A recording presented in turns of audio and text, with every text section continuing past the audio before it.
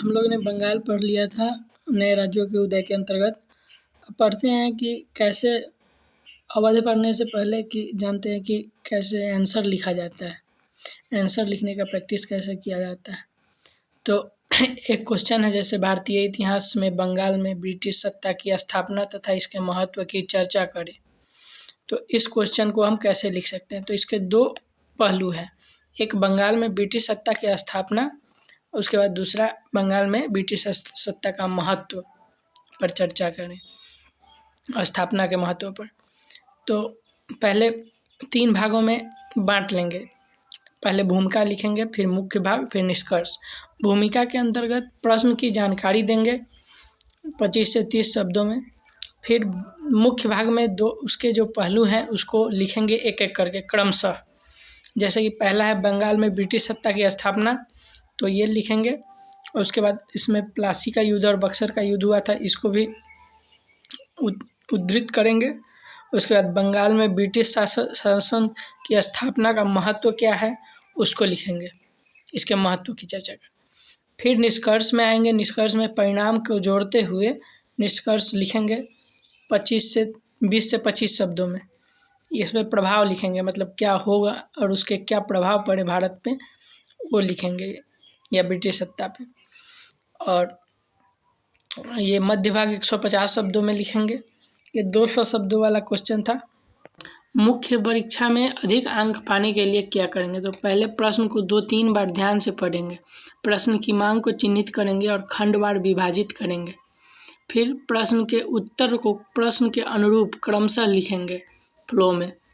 फिर उत्तर में आवश्यकता अनुसार मानचित्र और चित्र, ग्राफ आदि का प्रयोग करेंगे, तब अच्छा आंसर होगा। आंसर लिख के दिखाते हैं इसका। तो पहले भूमिका में ब्रिटिश का परिचय देना है। ब्रिटिश कंपनी में बंगाल में ब्रिटिश कंपनी की सत्ता की स्थापना का परिचय देना है। तो इसमें ब्रिटिश सत्ता या ब्रिटिश कंपनी का भारत में प्रवेश व्यापारिक उद्देश्यों से हुआ था, लेकिन भारतीय परिस्थितियों का लाभ उठाते हुए ब्रिटिश कंपनी ने प्लासी एवं बक्सर के युद्ध में बंगाल क्षेत्र पर ब्रिटिश प्रभुत्व स्थापित कर लिया, जिससे एक व्यापारिक कंपनी शासक कंपनी में परिवर्तित हो गई। ये इसका परिचय हुआ। उसके बाद मध्य भाग में आएंगे।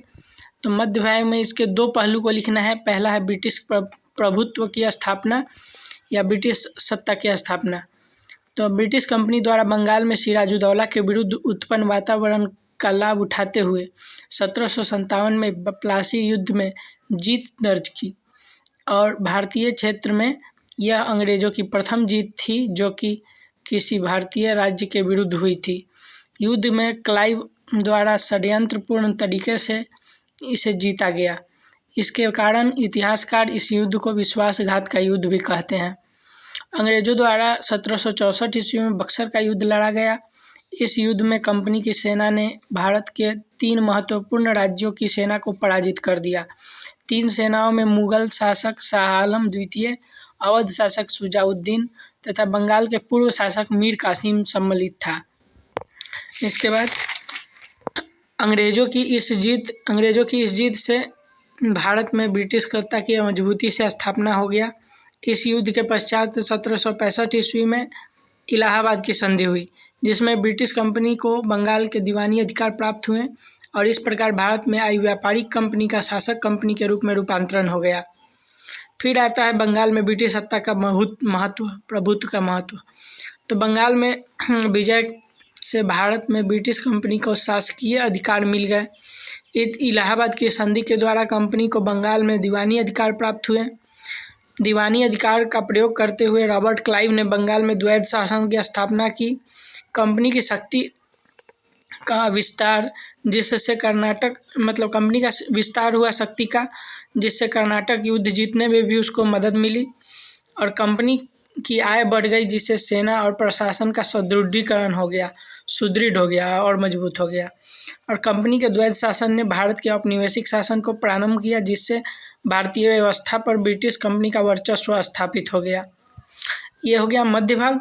और इसके बाद अब निष्कर्ष में लिखेंगे कि बंगाल विजय ने भारत में ब्रिटिश शासन की स्थापना की, ब्रिटिश आत्मविश्वास बढ़ा, ब्रिटिशों का आत्मविश्वास बढ़ा, जिसके परिणाम स्वरूप भारत में ब्रिटिश औपनिवेशिक शासन की स्थापना संभव हुई। बंगाल विजय से प्रारंभ औपनिवेशिक शासन भारत में 200 वर्षों तक स्थापित रहा। ये निष्कर्ष के अंतर्गत लिखेंगे, या दूसरे शब्दों में निष्कर्ष ऐसे भी लिख सकते हैं इसे छोटा, कि बंगाल विजय ने भारत में ब्रिटिश साम्राज्यवादी भावना को प्रश्रय दिया, जिससे भारत 200 वर्षों तक गुलामी के चंगुल से बसा रहा या फंसा रहा। ये चित्र बना देंगे कि बंगाल किस तरफ था और बंगाल में कहाँ कहाँ कौन से युद्ध हुए और संधियाँ हुई। तो तत्कालिक बंगाल जिस पर ब्रिटिश का अधिकार प्राप्त किया, ये भी लिखेंगे। तो इस प्रकार एक मेंस का आंसर लिख सकते हैं, जिसमें मध्य भाग, परिचय और निष्कर्ष 3 भागों में बांटकर लिखेंगे।